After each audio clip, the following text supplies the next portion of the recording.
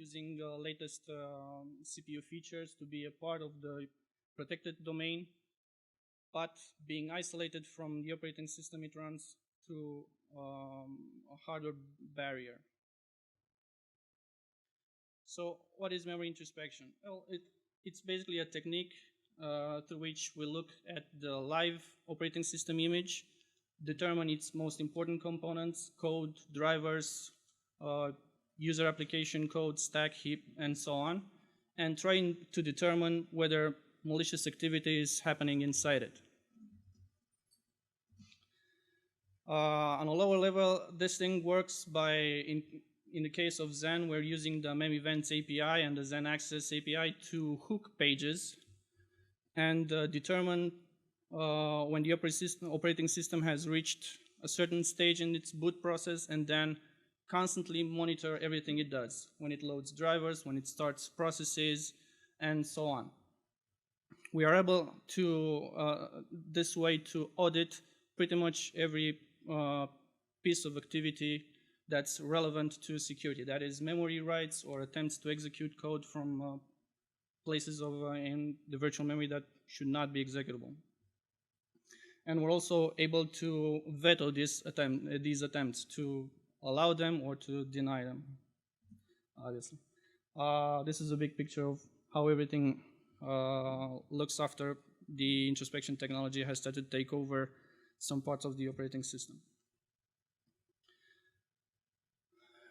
So using these hooks that we've set on the memory range of the user domain, we are able to determine the kernel code, its drivers, its, for example, specifically for the Windows operating system, we can determine its driver objects, fast dispatch IO table, the interrupt description table, and so on.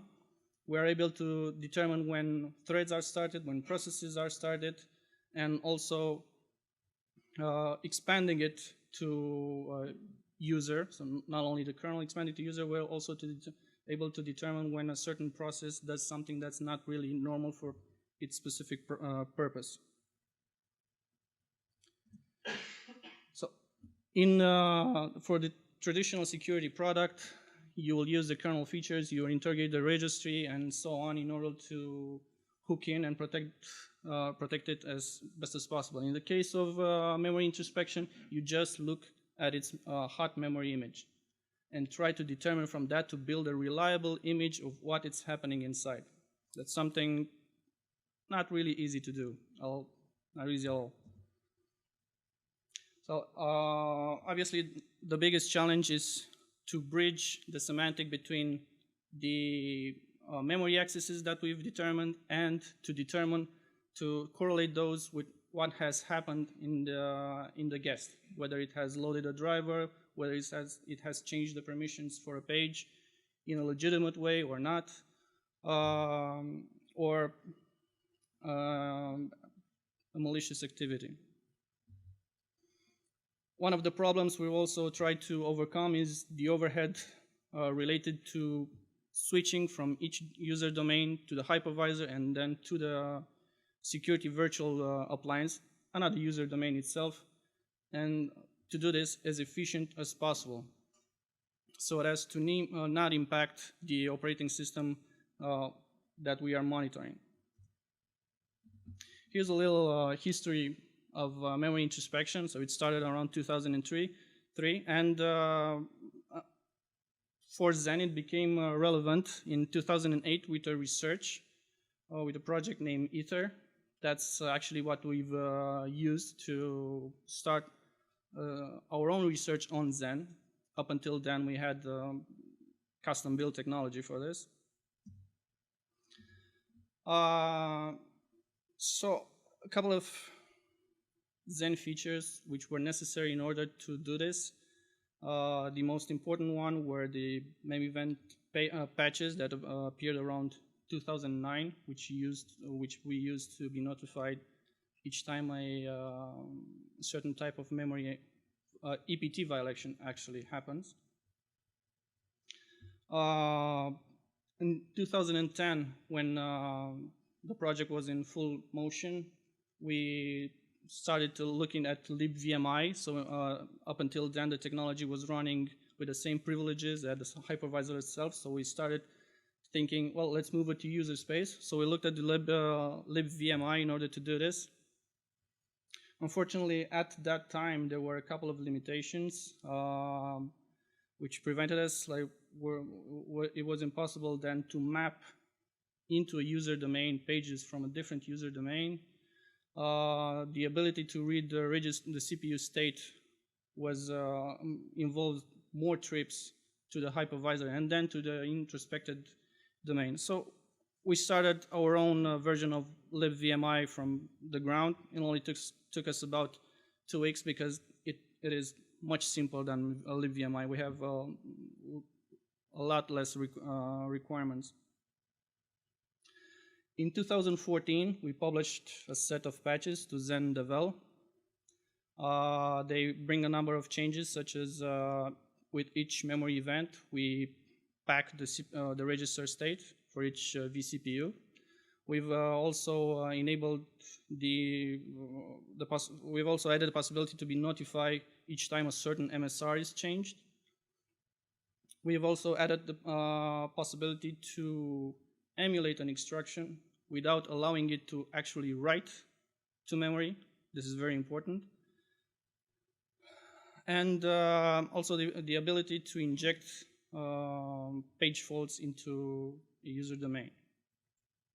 Some of them have already been accepted. On some of them, the discussion continues. So here's a really simple picture of what we have added to the memory events. So that's basically a structure that is packed from Xen and sent to user space and received via libxc. And this is a larger picture of what we hook in and are able to build an image of inside our introspection, inside an introspection technology. Not necessarily ours. We are hoping more security vendors will jump and bring their own technology.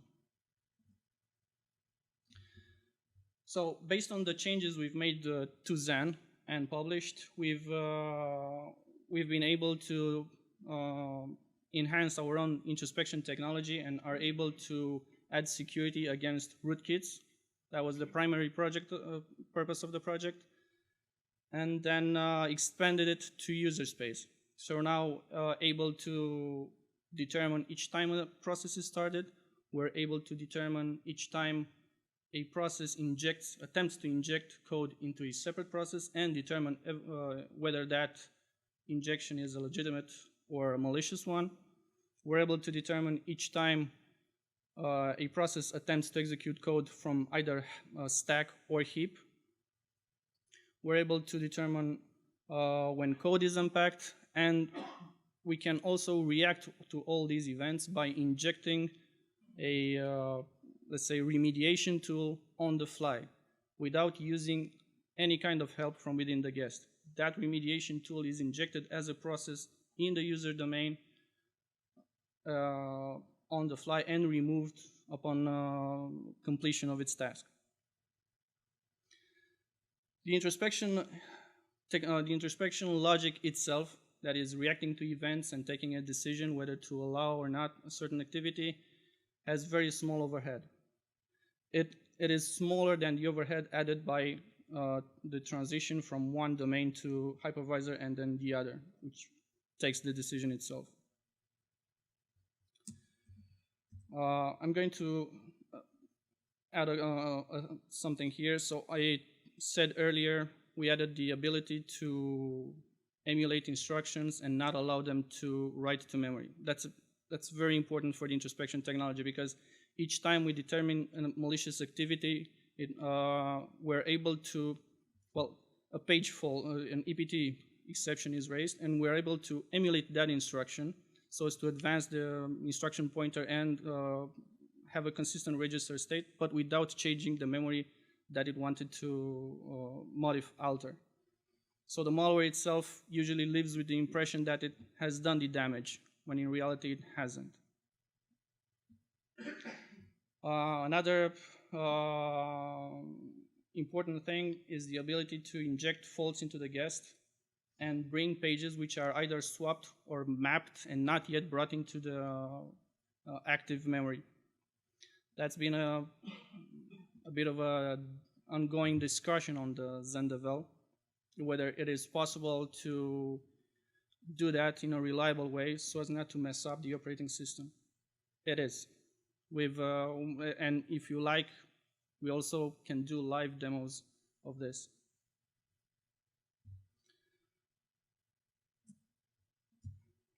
And here, Ravi is going to talk about upcoming processor features, hardware features, that are going to make memory introspection even more efficient, if possible. Thanks, Mihai. My name is Ravi, and I'll cover some of the topics or dive deeper into some of the topics that Jun covered a little bit today morning in a different context for the NFV performance optimization. This use case is, as Mihai was describing, more in the context of memory introspection.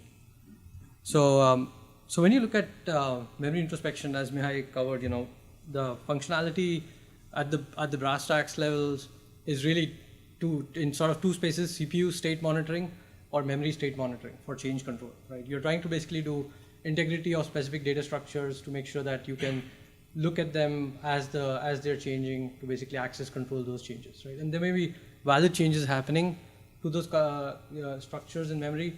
The main point is having visibility into when those happen. And the factors that limit VM memory monitoring performance are some of the ones that I'll cover. The other point that Mihai also brought up was lack of memory isolation. Today, the only way for us to achieve memory isolation is to separate components into different VMs.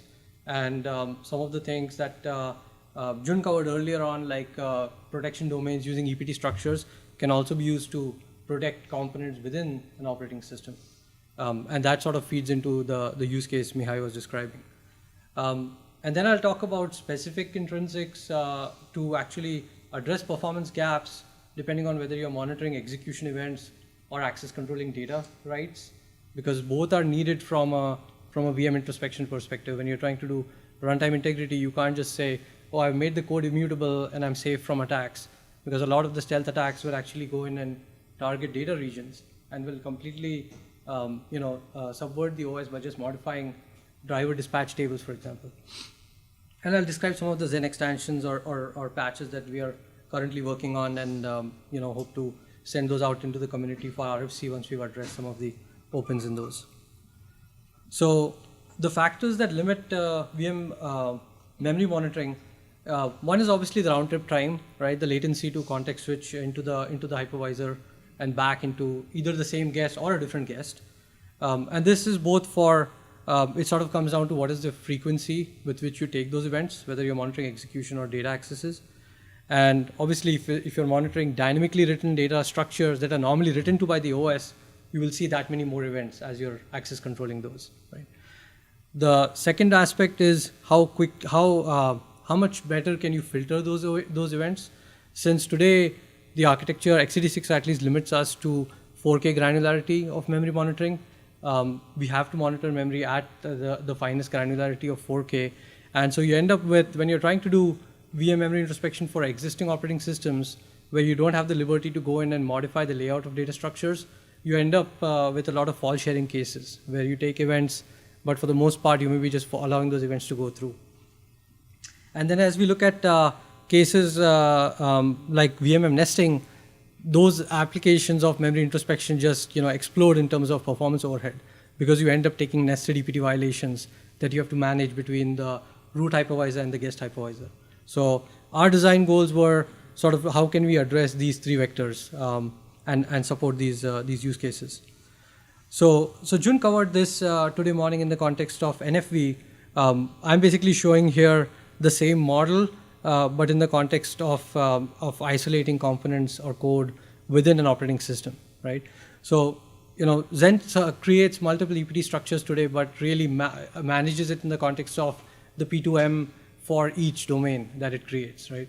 And the notion of using multiple EPTs is architecturally defining multiple EPT hierarchies that at a very basic level are exactly the same in terms of the memory mapping that they do, but differ in terms of permissions. What that gives you is a very simple construct by which you can associate specific code with specific data with the right set of permissions. And I've just shown here a simple example where on the top you see some OS kernel data and code that has access read executable or read write based on the whether it's code or data, and all of the driver code and the driver data is essentially inaccessible from a perspective of either executing the driver code or accessing the driver data. The point being, when the driver code is actually called back from the kernel, the hypervisor has a chance to access control those points. This is sort of how the legacy architecture behaves, right? Where you take an EPT violation, and the EPT violation will let the hypervisor check potentially an entry point on the driver code page and allow the execution to continue by manually modifying the EPTP, right? This is how it would work in a legacy architecture. So when we wanted to address this lack of isolation, and this is a similar picture to what Mihai showed, where you have security filters in the kernel or security filters in user space, which are basically relying on seeing certain events that are occurring and access controlling them. You have to really do that without sacrificing performance, since even if you can isolate components using EPTs as they are defined today, you really have to be able to handle legal execution points where execution is crossing these domain points, whether it's callbacks into the driver object or data accesses that the driver is making on its own memory state that it allocates for itself, right? Because it's also important to protect that dynamic data structures or dynamic data for the security engines, because if that's exposed, a stealth malware can just go in and disable the security engine, for example. So that was sort of one of our key design goals, is how do we eliminate these induced VM exits, since by construction the hypervisor is inducing these VM exits where they would normally not occur. So VM functions was added as a general intrinsic for with the notion of supporting services from the CPU for specific VM guests. And as Jun was describing in the morning, one of the leaves designed for VM function is dedicated for EPTP switching. And the whole point behind VM function is it's sort of the opposite of a VM call, where a VM call is an explicit intrinsic to request services from the hypervisor. VM function is designed to, in the normal case, not exit to the hypervisor, but use services from the CPU that are set up by the hypervisor, right? So the security model is still under the control of the root hypervisor, and the CPU provides that service without a VM exit as long as that contract is observed, right? If there's some invalid execution of the VM function, the model is to exit out into the hypervisor. So let's see what the VM function-based domain switching looks like. And you guys already saw the high-level idea, so I'll actually dive into a little bit more details. But the concept is the same. The hypervisor sets up multiple extended page table domains, and I'm showing just one sort of DOM U here, the VM0.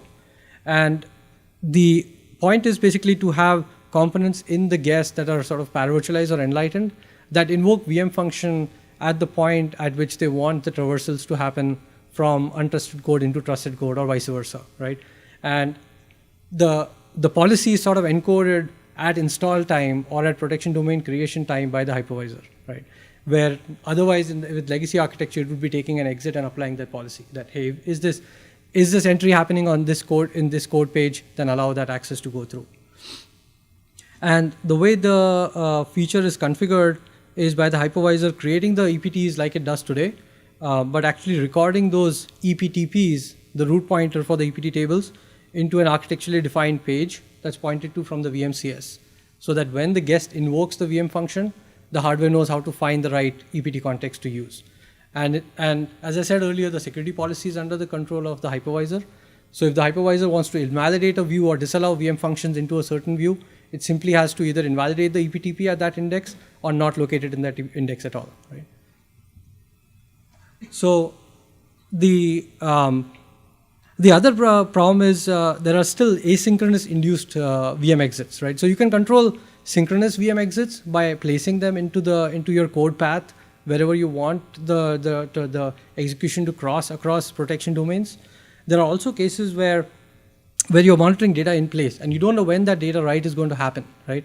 So whenever that data structure write happens in legacy architecture, even with separate protection domains, we would have to basically exit into the hypervisor, either emulate that access in the hypervisor, or switch back into the guest with a control like monitor trap flag to essentially single step those accesses. And this is fine to do as long as the data structures are very static and they're not being modified in the normal course of operation. But if those data structures are dynamically modified by the operating system, this can lead to a lot of overhead as you're monitoring those data structures, or due to false shared data on the same 4K page, which are frequently accessed by the operating system or some other component in the guest. And obviously a side effect is it also increases complexity in the VMM, because you now have policy that you're sort of embedding in the VMM for different types of guests. So the other construct that we wanted to introduce was the notion of virtualization exception. The whole idea with virtualization exception was, since the policies are really coming from this enlightened guest service, security service, that has notion of how it modified the EPT permission to cause the EPT violations in the first case, why not give the VMM a safe way to report those violations back to the security agent where the VMM wants to allow it, right? So the notion with virtualization exceptions is to mutate EPT violations into a new exception that's reported through the guest IDT, and it effectively also reports additional information to the guest through a structure called the VE info page. This is a specific page that's negotiated between the security service in the guest and the hypervisor, where the hardware will deposit state, which looks very similar to the kind of state the hypervisor sees today in the exit qualification, right, when we report a EPT violation. The key point behind virtualization exception is, as this flow shows here, using some of the other intrinsics like VM function, you can now allow that access or access control those write events without actually causing any exits into the hypervisor, right? So you set up the policy on the EPT page. If the hypervisor is okay with that EPT violation on those pages being converted into a hash VE, it can turn the hardware on to do that.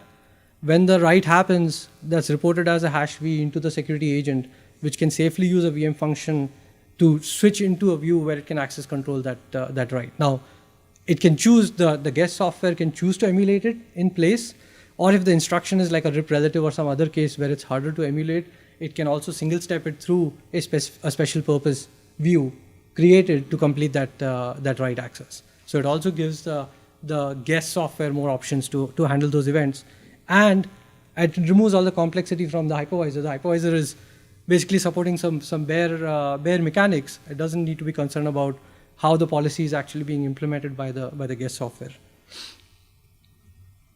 So this is just a sort of one slide view of what you would find in the SDM for VM function configuration. As I said earlier, it's an opt-in capability, so the hypervisor has to explicitly turn VM function on. Since VM function is a leaf-based instruction, the hypervisor can actually choose to turn on specific VM functions and turn off others that it does not want to expose to the guest. And for EPTP switching specifically, if that's active, there is a new page that's referenced from the VMCS that contains the alternate EPTP structures that are managed by the hypervisor. So it can set up the views the memory views that it has created, right? And obviously, if 512 is sort of a architectural limitation for VM function, the hypervisor can obviously manage more than 512 and sort of switch between complete table structures. So it can manage it like a cache. The other key point is, if there are any errors reported, errors that occur during VM function, for example, an invalid index is used that doesn't refer to any of the indexes that are possible architecturally, or if the index refers to an entry in the page that's actually an invalid EPTP because it has a reserve bit set, those are all consistency checked by the CPU and will generate a VM exit with a new VM function exit reason. So the hypervisor can go check exactly what caused that erroneous VM function, because it may be a malware attempting to just VM function into an invalid view. The other key point here to note is that since hypervisor we wanted to keep the policy sort of really under the ownership of the security software, VM function doesn't perform any additional checks of where that code is executing from. It's really up to the hypervisor to set up the memory permissions on the pages on which VM function executes for it to hold the security properties. That's why the view construction or the way permissions are set up on the view are very critical for VM function to work correctly. Similar view on virtualization exception. This is also explicitly a new capability, so it is opt-in for the VMM. And the key point with virtualization exception is there is a new bit in the extended page table entry that gives the hypervisor the control to selectively suppress virtualization exceptions.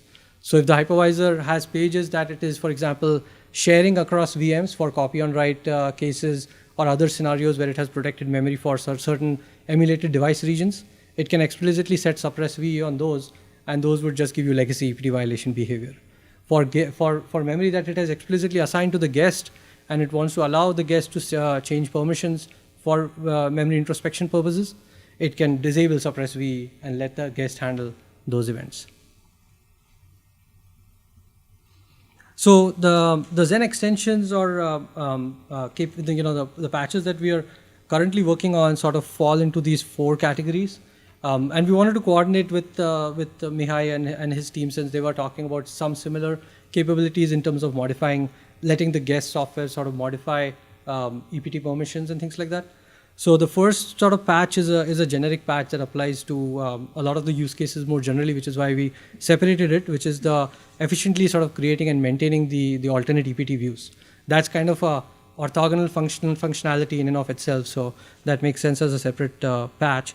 The second one was hypercalls to edit EPT permissions without conflicting with Xen's current EPT management. So this effectively boils down to adding a new memory type so that Xen can basically allow the guest to modify, read, write, or execute permissions.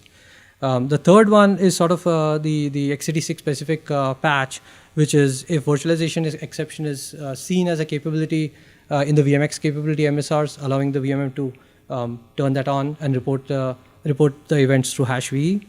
And then finally the VM function configuration patch, which allows if the alternate view support is there in the hypervisor, then if it sees VM function capabilities, it can use that for accelerating those events, right? And this figure is just meant to sort of give a high-level view that now you can have security engines which have completely different policies across different guests that own their own handling of events without Xen having to do any custom logic for either of these. The other key point I wanted to note that actually I should just use this slide. So coming back to these three areas, right, that we started off with in terms of introspection performance improvements, the round trip time, even though the hardware has been improving round trip time at sort of a regular pace over time, since these workloads really, as depending on the kinds of policies you use, these really push the envelope in terms of the amount of events you take on the system. We really want to address them with very efficient techniques like VM function and #VE. So that sort of addresses your round trip time, because there isn't a round trip time if you use these techniques as they're intended to. The other part is filtering the events. The current architecture doesn't really address filtering events, because you can still have false sharing #VE events on the 4K pages, because the memory granularity is still 4K, but #VE being a lower latency event than taking a full context switch gives you some scalability back in terms of handling those events with lower latency. With our experiments, we've seen around a 5x difference between handling events via #VE versus taking a VM exit. And with VM function, we've seen around an 8x difference in terms of doing view switches through VM function versus through the hypervisor. The third point, which sort of falls through directly from the first two, which is the round trip amplification. Obviously, with these models, if the root hypervisor is opting into these capabilities and it exposes it to a guest hypervisor that uses it, none of these events cause any VM exits, and therefore they don't cause any nested VM exit or any amplification of events, right? So the idea is, if the inner guest is using memory introspection using these techniques, when it sees an EPT violation on a page that's protected this way, the #VE event is directly reported to the inner guest when that happens, right? So just to conclude, Mihai, I can cover some of your points as well. So I think Xen has a good base today for providing a good generic memory introspection engine interface. As Mihai was describing, using a separate domain, we can achieve agentless security to address some of these stealth attacks, and sort of using some of the other techniques that I described, even if you have an agent that's running within the guest, you have some techniques available today to isolate those to a much better degree than was possible before, without losing performance for doing scalable memory introspection. So, and our patches should be coming out in the next week or two as we resolve some of the open issues we know of. That's it. One question which we're already 5 minutes on the schedule. Sorry. Go ahead. I was wondering how the exceptions would be triggered, exactly what programs and how are they programmed? So the way they're programmed is you set the permissions on the EPTs like you do today, right? So in this case, the security agent would request the hypervisor to change, read, write, execute permissions on some pages. And if on that VMCS you have activated the virtualization exceptions and not suppressed virtualization exception on that EPT entry, then when a EPT violation happens corresponding to that mapping, the hardware will automatically generate a virtualization exception on that CPU.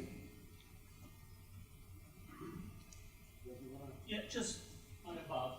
For those of you who have questions, we'll be hanging out on the side, but more importantly, we're hosting a cocktail party tonight, so I know once everybody has a drink or two, the questions become a little bit more less formal. So come on by tonight. Awesome.